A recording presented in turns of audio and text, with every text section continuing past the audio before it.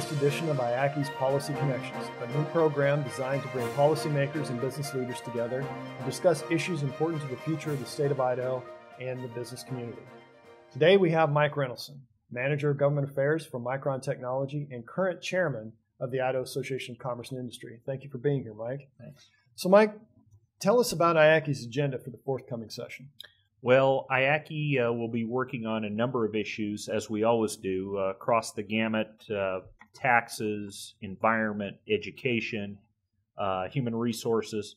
There'll be a number of issues that IACI works on. At the top of the list has to be the elimination of the personal property tax.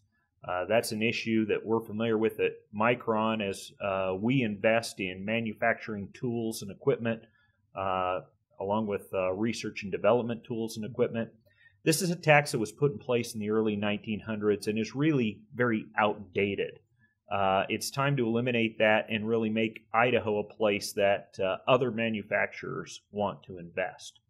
In addition, healthcare will be a big policy issue in the state of Idaho over the last weeks and months. We've seen that boil to a head. We'll be working with the legislature to implement the federal law in the state of Idaho. Education is important. It's always important. There's been discussion on education and education reform. The public was very involved in the discussion of that during the election. So it's time to bring people together again and talk about how we can move forward on that issue. Finally, water quality is important to industry. We do foresee working with the legislature on some issues related to water quality. And looking past the legislature, what other issues do you anticipate that we will need to be focused on as we work through this next year? You know, an issue that got quite a bit of attention a couple of years ago, but we haven't talked about as much lately, is transportation and the funding of our roads and infrastructure. I think that over the long haul, we really need to look at that investment, that funding stream, and how we continue to keep up with our needs in the area of transportation. Thank you.